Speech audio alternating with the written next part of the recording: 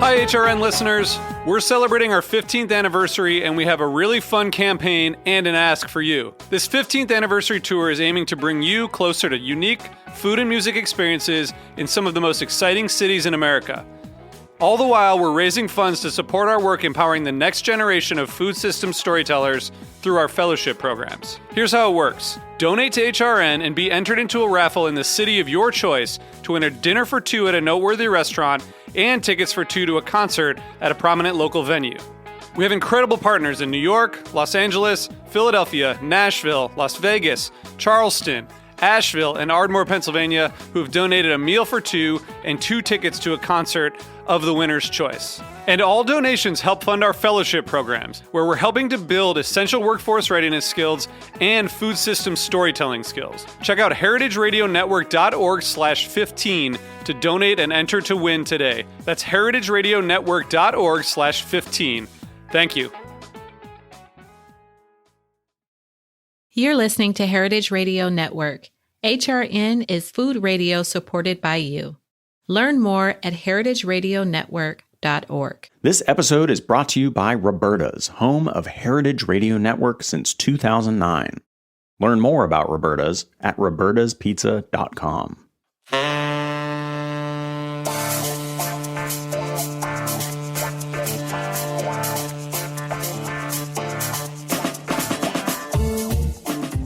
Culture and Flavor is a podcast about food and culture centered in Black and Indigenous foodways, hosted by myself, Zella Palmer, right here in New Orleans, Louisiana. Each episode features high vibrational conversations with cultural bearers, chefs, farmers, scholars, barbecue pitmasters, and more. Where there is flavor, there is history. Join me on Culture and Flavor and all of my guests as we share stories that will have you praise dancing, cooking, conjuring, and inspiring your culinary journey. Welcome to Culture and Flavor with Zella Palmer. Y'all, I'm so excited today to have Chef Serigne Mbaye on Culture and Flavor. I have watched his rise for quite some time since he moved to New Orleans from Harlem. And he recently returned from the James Beard Gala in Chicago, where he was nominated as Best Emerging Chef. Recently, he opened up Dakar Nola in New Orleans with his business partner, Effie Richardson, and the whole world, from London, from Africa, from all over the United States, celebrities, all kinds of folks, locals are coming to Dakar Nola to try his native Senegalese cuisine. And so I'm so excited to have him on this program. Welcome, Serigne, to Culture and Flavor. Wow, I am deeply honored to be in this, be on your show. Thank you. I appreciate that. Of course, of course. So tell us a little bit about, this is your second time being nominated for the James Beard Foundation Emerging Chef category, and you are in New Orleans, where we both live. I want to talk a little bit about just that experience and, just you reflecting on being nominated. Honestly, I think it's an amazing feeling that my work is gaining a recognition that my parents didn't get. My mom opened a Senegalese restaurant in Harlem in the late 80s. She was cooking amazing food. And because of the food that she was cooking, only West African folks were the ones supporting it. Now, here we are now, 30 years later. I'm cooking my food within my own take. And not only Senegalese or African American, but every different culture is supporting the food that I'm cooking. So, and the fact that I'm getting recognized for it means a lot, So to be returned 2 years in a row is truly a blessing. That is amazing. I watched you for, quite some time, and I know your mother, has your mother owning her own restaurant in Harlem has a huge influence on you, I would love to just hear a little bit about just your upbringing in Harlem and why you decided to move to New Orleans after you graduated from culinary school. Um, well, my mom came to the state early on, in her early 20s, to buy goods and take it back to Senegal and sell it. But around that time, a lot of West African folks that lived in Harlem, they, every time they ate food was from, food that's not what they used to, because they thinking at the time was the men's, which was make as much money they possibly can and go back to Africa and spread that money with their family. So when my mom came, she decided to cook for my father, and my father decided to bring some of her friends, some of his coworkers, and they all began to realize how good cook my mother was. And eventually, people loved it so much, started supporting it, and they told her that she opened a restaurant. So that's how it all began. So by the time I was born, the restaurant was closed, but that didn't stop West African folks knocking our door, asking for jollof rice. So I grew up early on having that memories that my mom used to cook for people. So when I went to Senegal, I was there for about nearly a decade. When I came back, food was a way for me to fit back into society that I was born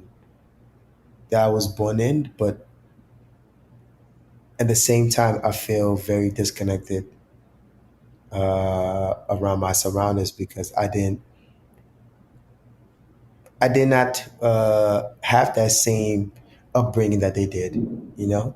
So food gave me a way to connect, it gave me opportunity to follow my dreams and to travel the world and touch many lives. And most importantly is to show people that how much West African food has inspired so many cuisine around the world, and specifically New Orleans and Senegal has huge connection. So after I graduated culinary school, I decided to go to Senegal for about uh, 2 months or so. And my flight back to Senegal, I met a group of folks that was returning back to the state that lived in Louisiana. Ended up connecting me to the Commanders Palace family, and I was supposed to be in New Orleans for about 3 months. So, long story short, I was 3 years. I was with the company. I left to go to San Francisco to work for a great restaurant in New York and etc. And when pandemic hit, I came back to the city of New Orleans to continue doing the pop up that I was doing before.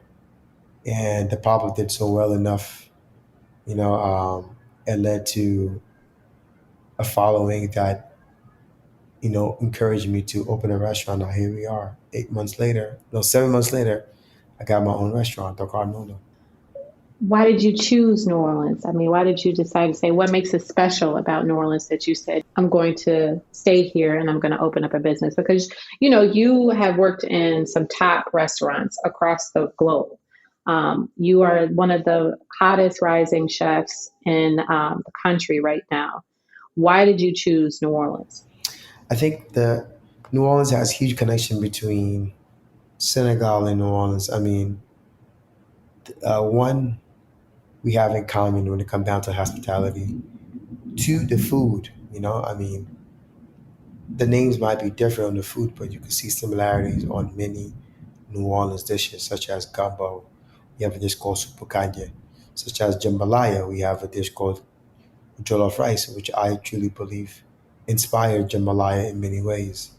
We have a dish called domada, which is very similar to etouffee. So it's a lot of similarities between the two cultures. And then you talk about the music, which is another component that really connects the two. these two cities, and then the people.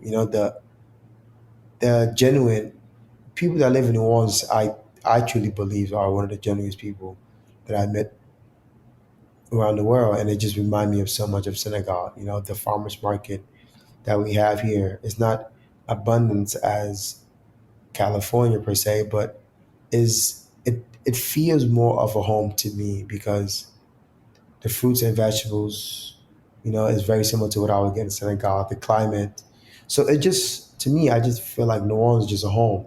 So when I came here, I easily identify myself like this is the place I would call home forever. And here we are. Now I have a restaurant because how much I love the city. This episode is brought to you by Roberta's, home of Heritage Radio Network. Roberta's was founded in Bushwick in 2008 and has become one of the most iconic restaurants in the country. HRN made its home inside of Roberta's in 2009, and together they have become part of the DIY fabric of the neighborhood. Roberta's is open for lunch and dinners 7 days a week and serves much more than just the famous wood-fired pizzas. Their team dreams up new salads, pastas, and sandwiches on the regular. Roberta's Tiki Bar is alive and well in the back garden, serving up frozen drinks in the summer and hot toddies in the winter. Stop by the bakery and takeout spot next door for fresh breads, sticky buns, and pizzas to go. But Roberta's also extends beyond Bushwick, with multiple locations in New York City, Long Island, and Los Angeles. You can also find their frozen pies in grocery stores around the country. The spirit of Roberta's, like Heritage Radio Network, is everywhere. Here's to many more years of pizza-powered radio. Learn more about Roberta's at robertaspizza.com. So you opened up I saw you do a lot of pop-ups in New Orleans, and, you've been doing pop-ups for quite some time. You literally, were at so many events. You have this thirst and curiosity for, history and making it part of your culinary artistry. Can you talk a little bit about the Senegalese and New Orleans connection and why it's so special to you? Because I think that gets sometimes lost in a lot of conversations and how profound the Senegalese influence is on New Orleans culture. As I mentioned in my previous question, how much the food, the music, the hospitality, the people. But one other part that you could see huge connection between the two cultures is that most of the slaves, that were bought from New Orleans, majority of them came from the Senegamian region, which is people that's from Senegal and Gambia and Guinea-Bissau, Guinea-Conakry, Ivory Coast, and all these beautiful places. So I truly believe that New Orleans, huge part of the culture, why people love New Orleans is because of the Senegamian region has a major impact on having that on the city of New Orleans. Well, one of the challenges I think that we have here in New Orleans is media, and I think you can possibly agree with that. Yet and still, we have so many Black-owned restaurants in New Orleans, and some of the challenges with our media is, not enough, media publications. New Orleans Times-Picayune was bought out by New Orleans Advocate that's based in Baton Rouge. And so we don't have that many food writers. How are you able to, as not only a Senegalese chef that, is pushing West African cuisine to the world and making it a fine dining experience or, an experience that it always has been. How are you pushing to get the word out when we don't have that much media coverage? I mean, my personal thought is that if, considering the fact that, we don't, like you said, that we don't have a lot of people that's pushing or bringing more awareness when it comes down to the culinary scene in New Orleans. That's why, for me, I continue doing collaboration with other chefs that's not from New Orleans to bring that attention not only to me and my restaurant, but also the city of New Orleans, so people could see the good food that these chefs are eating. So when they come here, I make sure we host them well, we fed them well, we show them some of the restaurants that I truly enjoy dining in the city of New Orleans. But also, it makes other publication paying attention to what we're doing here. For me, I think that is my strategy of building my brand, but also creating awareness around my brand by doing a collaboration with other chefs. And also, on top of that, we are donating some of the proceed to a program that I truly respect called Cafe Reconcile. And also, it's helping in many different ways. It's bringing attention to our business, to the city of New Orleans, to food writers or food publications, and also we are helping a nonprofit organization. So I am happy that we're able to do that. I think also it's impressive, just, me as a diner and a supporter of, Dakar Nola and your work is the hospitality. I think you've done an excellent job of showing people who've never been to Africa, who, never experienced, the whole gamut of Teranga. I would love for you to explain that and walk us through what it's like to eat at Dakar Nola. I mean, one of the reasons why opening this restaurant is so important to me is it reminds me of so much of early on what my mom was able to do for those African folks that lived in Harlem. They wanted a taste of home. It's not only the fact that she made good food, it was the fact that when they came to our house, they felt that home. They felt like they're in their grandma house or their aunt house or their whatever house, we make them feel home. And I think one thing that we do in Dakar is I try to honor that word in Wolof called teranga. Teranga means hospitality at its best. As an example, if you go to Senegal, people always say the best food is not in the restaurant, is at someone's home. So my restaurant, I consider it as more of a home cooking and home feeling than a restaurant, because a restaurant gives service and we don't give service, we give teranga, which a little bit of a step further than service, because it's not a job to us, it's something that we truly do because we love it with every part of our body. Our soul, we just, in the back of our shirts in our restaurants, every cooks have that quote that says, we cook to nurture the soul. So I truly believe that's what we do at Dakar.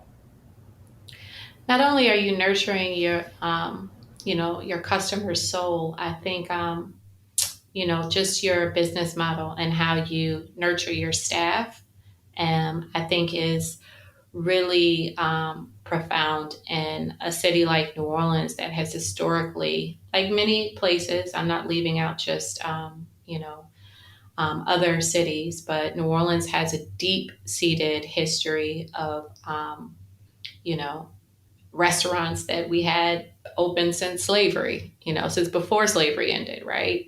That, service that was definitely tied to slavery. and, decades of unrecognized Black chefs in the back of the house who never made executive chef, and thankful to Dr.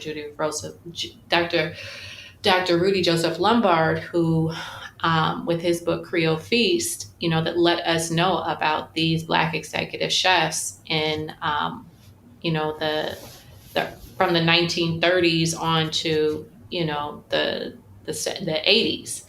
And I think and your passion for Cafe Reconcile, your passion for educating the younger generation as well as those who have worked, back in the back of the house for quite some time, in other restaurants, but not necessarily getting their an equal, pay or advancement.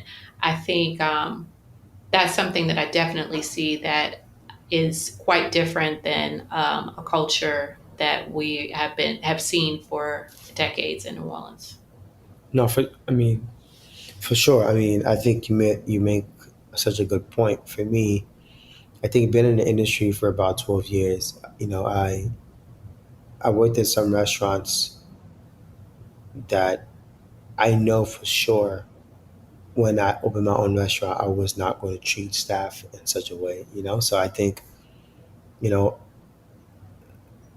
the industry that I grew up in is compare where I started, compare where we at now. I think it's much better than what it is, but I think it's still room to there's still room for us to grow.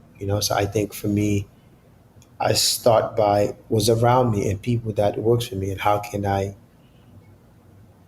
make them feel seen?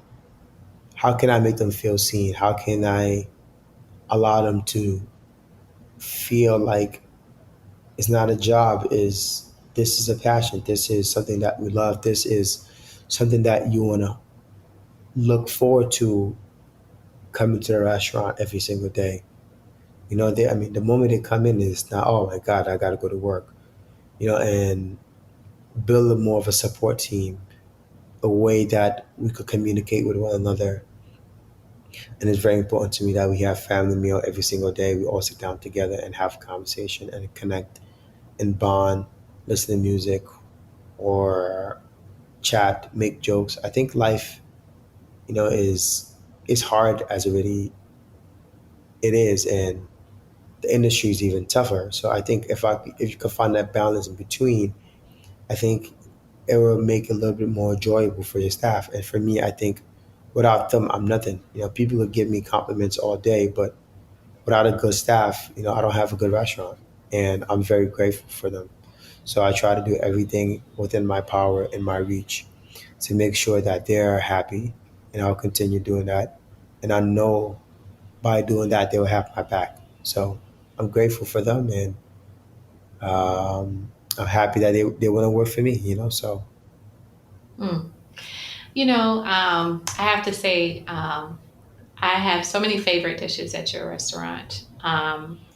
You know, Immediately with these, when, you start after the washing of the hands, and your business partner, Effie, or someone in the front of the house, one of your staff members goes around and washing the hand. That whole just experience of, the humanity in your artistry, I think, has always blown my mind. And, it takes me back to the many times I've, been back and forth to Nigeria specifically and Morocco. And, I'm so excited to see your trajectory in this industry, being a first generation, Senegalese immigrant, because there are other chefs from all over. There's Ghanaian chefs that are doing it. There's Nigerian chefs. But I think you in particular, and just the Senegalese cuisine that you're representing is going to be definitely a cuisine that needs to be highlighted even more. Right, right, right, right. And I think you're hitting all of the notes. I think that we're just getting started.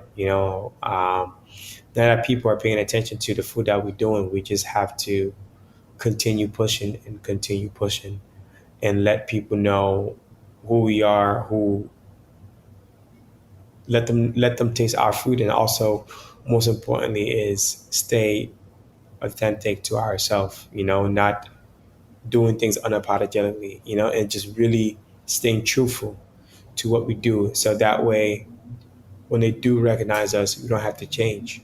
They recognize us for who we are. So for me, it's just having that, that mindset of, staying consistent, staying focused, and being ready for that next step. Did you feel pressure from others to change? You know, Um, and not necessarily, because no one ever believe in trying to invest in what I'm doing. So, I'm so happy that I find my business partner, if you're interested, and her and I was able to come up with an idea and a concept that no one can't pressure us to do nothing that we don't want to do. But I see how the industry is. It's a tough industry. I think that, the culinary industry is probably one of the toughest industry. It's probably one of the most toughest industry, period. Is people do drugs, smoke, all types of things, and I've seen it from coming up within my career, but I chose a different path, because of that, my religion, I can't smoke or drink, but it's not only that my religion restrict me from smoking and drinking, but I just saw the impact it also had on a lot of my culinary peers, just being in the industry. So I think that, it's great that I'm able to do what I want to do without any pressure, and it allowed me to be free and to continue staying creative and, and support whoever I want to support. another one of you and Effie's brainchilds is Afro Freedom Fest, and that is your Juneteenth celebration that you did for the second time this past Juneteenth. Can you talk a little bit about just, why you all decided to launch a Juneteenth celebration like that in New Orleans? Why Juneteenth? And just knowing the history of African American struggle here in the States. What motivated you, and what was the nemesis for you to really, start that? Well, one is that as much as I'm deeply rooted in Senegal culture and our people in Senegal, but I'm also African American. I was born in this country, and I identify as African American, also African. So I think in being in high school, I feel some of the way, how they got treated, and also how I got treated. And I think that now, given because of what's happening now, I think that Juneteenth not is being recognized as a holiday, as a, as a holiday. So I think that we need to take advantage of that moment and really use Juneteenth as a celebration of people that was here before us, and and give their flowers and try to honor the work that they did. And I think for me, it's crucial to celebrate Juneteenth by collaborating with other local chefs from New Orleans, and not only cooking food, but also cook on the farm, and also cook on live fire, because that's how our ancestors, that's how they cooked. That's how they lived. And they was out in the field and get wood, start a fire, and that's how they prepare a meal. So for me, it just kind of remind us, what we came from. But at the same time, it doesn't matter how hot it is. We know that we're only doing that for that specific day. So it's crucial to bring all these amazing, talented, not only chefs, but also speakers, poet, artists, just to all collaborate within one space and share our creativity, because that was something that our ancestors weren't able to do. The fact that we are able to do that now, so we need to continue pushing that forward and making sure that we are celebrating our people. Agreed. I can remember growing up, and I think I've told you this before, but for our listeners, I grew up in a very multicultural family, but I centered in Black folks from all over the world, and so my first cousins, their father is Nigerian, Igbo specifically, and like you grew up in Harlem, I grew up in Chicago, and everyone when we would go over my Aunt Lillian's house, and my Uncle Joseph's house, there was always food. Everybody was, making egusi and, all the white soup and, just all of these dishes. And then it wasn't necessarily tribal in the sense that it was just Igbos that came over. It was also other tribes, because everyone was either there as, a student on a student visa or working as a taxi driver, and it was some of the best food I've ever eaten in my life, and there's a meme that's going around of an interview with a British actor. I think his name is Will Poulter. I hope I'm pronouncing his name right, but he's on the, on the show. What's the name of that show? You know what I'm talking about? That just came out. Yeah. And he's talking about, how there are no West African Michelin star restaurants, considering that in the UK, it is booming over there right now as far as West African cuisine, and, rightfully so, because of how many West African immigrants and how they've been there for quite some time, and here in the States, there's this rise of, first generation West African immigrants, East African, that are like, no, I'm going to take my parents' food and my grandparents' food, and I'm going to put it on a silver platter. But it's always been on a silver platter. But I'm going to let the rest of the world know that, it can go up next to, it can sit next to Asian cuisine that's prominent, that's,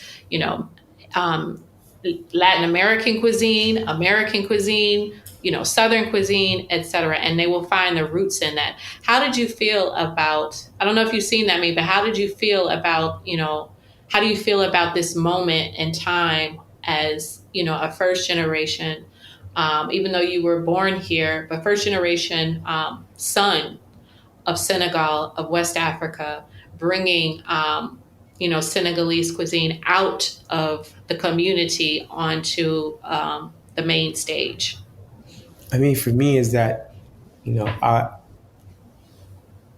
open a restaurant, I feel like I'm lucky to achieve that goal, So I think now that my restaurant is open, only thing I truly care about is making sure the guests leave there and feel nurtured and feel happy, but also making sure that my staff are happy and they like the environment they are currently working in. I think for me now, I shift my thinking about stop worrying about these awards, because it does more damage to these European chefs than good. I mean, if you have a 3 Michelin, you lose a star. Now you 2 Michelin. We saw a couple of chefs, just given history, that committed suicides or whatever the case might be, or overdoses, whatever it was, because of that pressure of this award. So for me, it's like, I want to cook as long as my restaurant is being booked and my guests are happy and my staff are happy. I think that's all I really care about there at the end of the day, because a program that's been created before I got in the industry, been around for years and years, and it was not meant for Blacks or African American or African. Uh,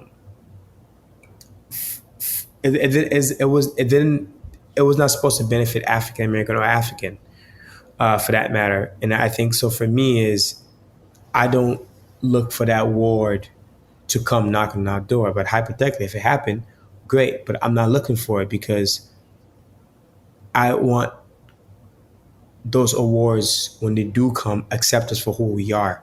I don't want them to accept us for cooking our food but doing their service.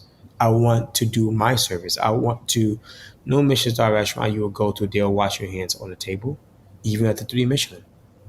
But our restaurant is not a Michelin, but we'll wash your hands on the table. So I think it's just some, and that's something that is deeply rooted into my culture. So I just need to stay true to who we are. And as long as the restaurant is being busy and being booked, I'm grateful for all of the other things that is completely out of my control. It doesn't matter what we do to mimic that style of service or style of plating, we will never get it. So why waste your time? Why do what you want to do anyway, which is what I'm doing. Your humility is so refreshing. And for those who know you, you are hilarious. I know it's not coming off in this interview, but you are hilarious. You're always like, just this big laughter, because I got a big laughter too. I'm sure my listeners like, child, I'm tired of hearing her big laugh.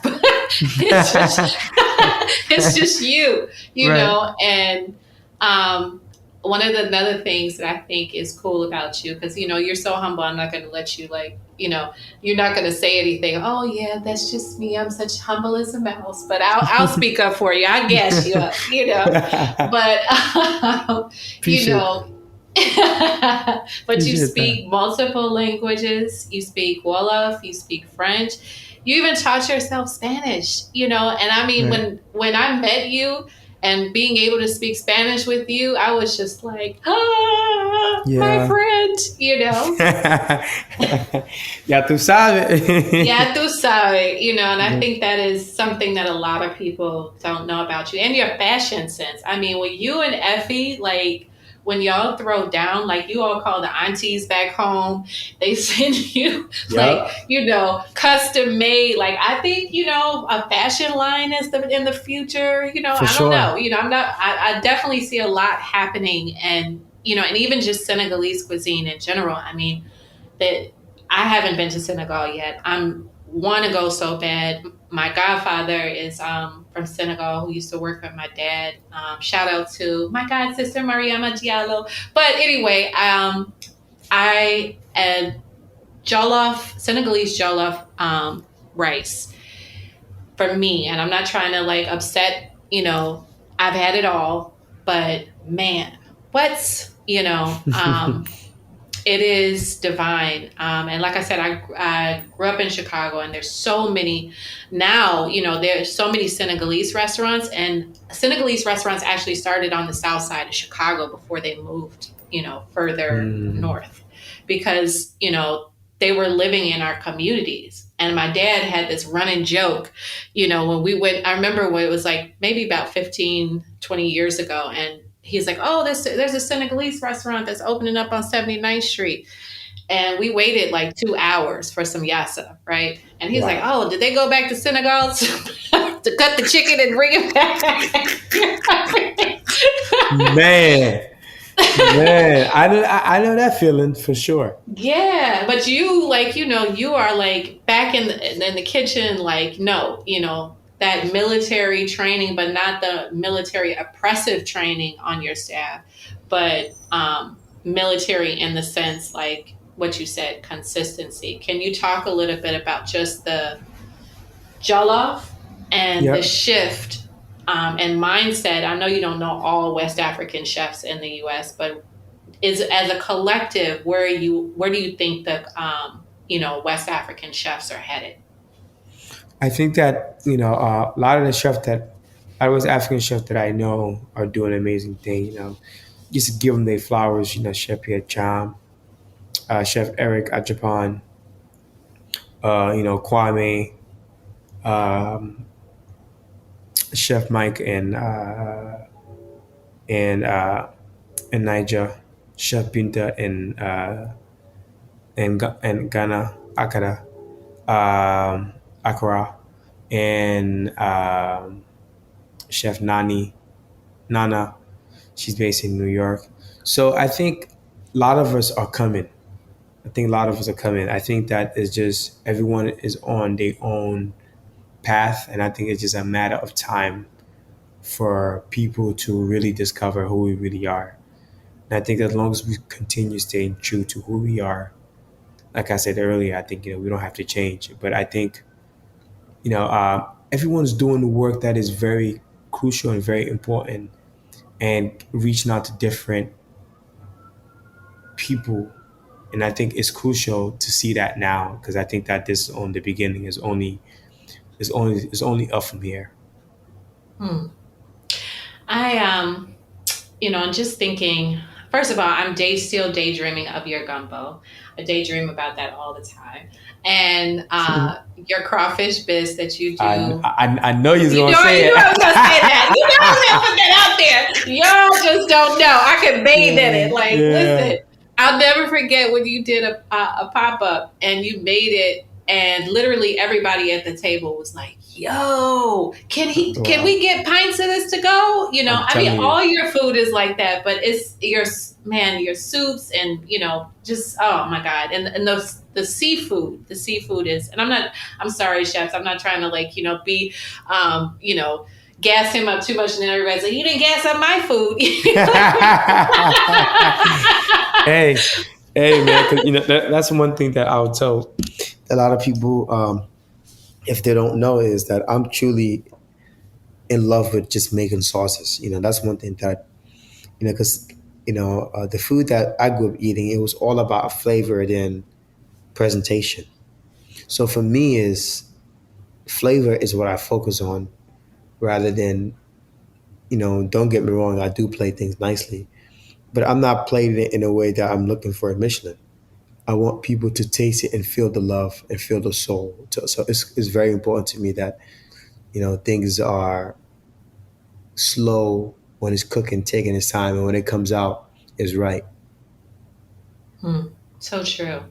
So true. And so many chefs, when I look at, some of the parallels, when to Southern cuisine and, Senegalese, Nigerian, Ghanaian, and, it's finally people are starting to have those conversations. For quite some time, historians or food writers, they would always say, "Oh, Southern cuisine is European, indigenous." They would list all the European countries, and then they would say indigenous, oh, and African. How do you feel about that? Because you're in the South, you are literally also championing, pushing to put the South on the map, not only New Orleans, but just equal equity and representation for Black Southern chefs and, chefs in general in the South, because a lot of times other cities, bigger cities like New York or, other big states like Texas and, other places like that get, just a lot of coverage on them. But I think you are really working hard. I don't know if a lot of people know that, to make sure that as a community, that you all work together and rise together. It's funny. Can you talk a little bit about that? It's funny because today Chef Charlie for Thai came to the restaurant. Something I had to give him. And then it was just having that conversation literally today. I mean, a few hours ago, maybe 2 hours ago.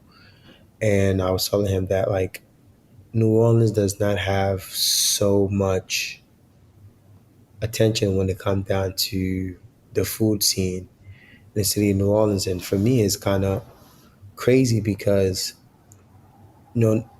everywhere else know New Orleans for his food. That's what we're really known for.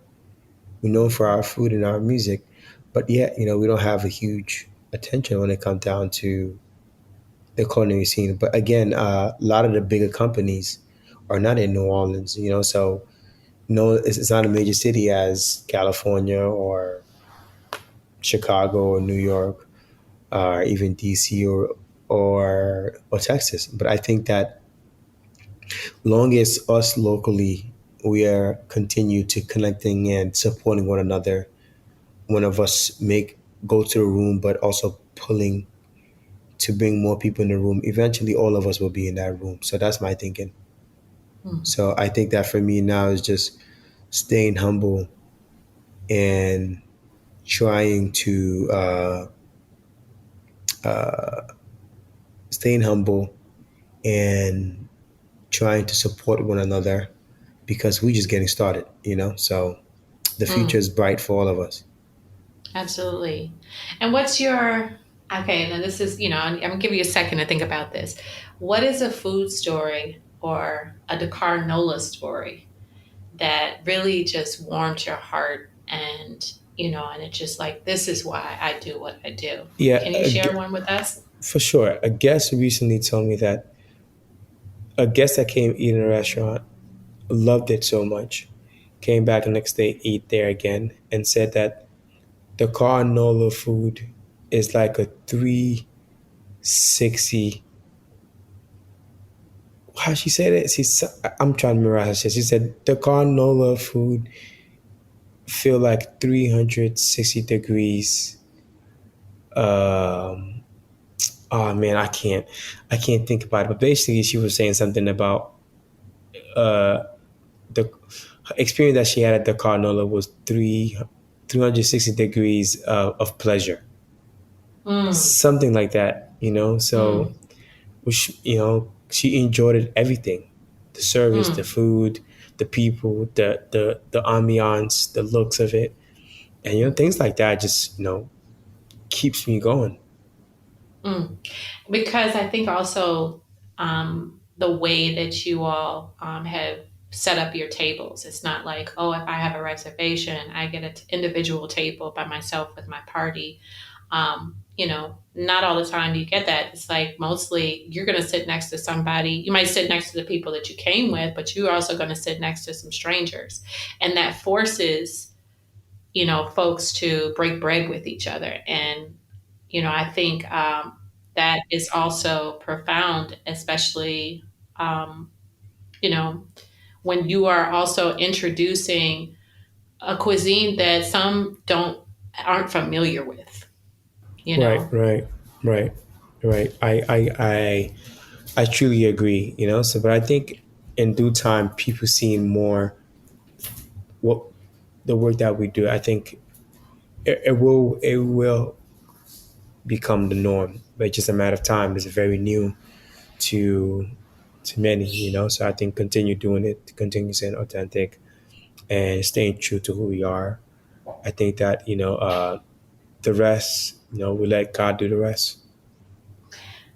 How did you feel about being on the cover of New York Times in the food section as, one of the rising Black chefs in New Orleans? I Was mean, that a pivotal moment for you? I think yes, for sure. I'm very honored that I was there. But for me, I think that if you are doing the work, the rest will come. So I truly, I just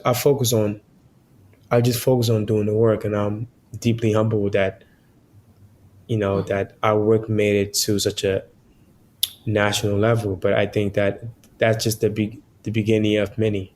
So I think that because the work that we want to do, we haven't even started.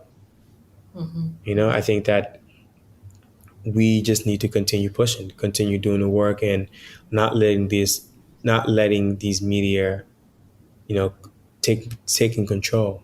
Because the mhm. same media that will pump you up be the same media that would pump you down. So it's Absolutely. staying true to yourself and not letting it get the best of you as long as you're doing what you want to do.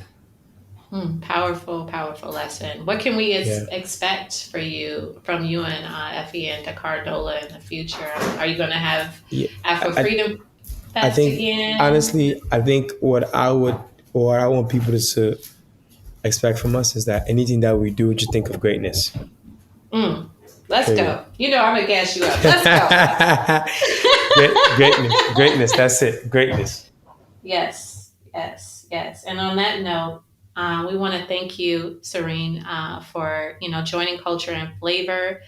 It's been such a pleasure to have this conversation with you. And y'all, we will be back again for another episode of Culture and Flavor. Please subscribe, hit that subscribe button, and we appreciate the support.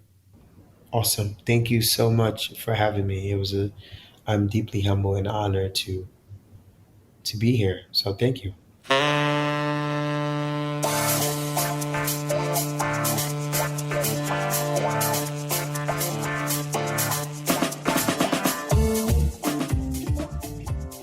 Culture and Flavor is powered by Simplecast. Thanks for listening to Heritage Radio Network, food radio supported by you. Keep in touch at heritageradionetwork.org/subscribe.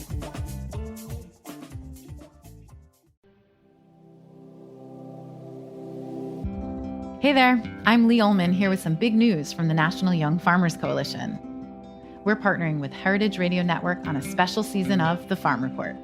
It's all about what's happening with the Farm Bill and how it impacts farmers and eaters.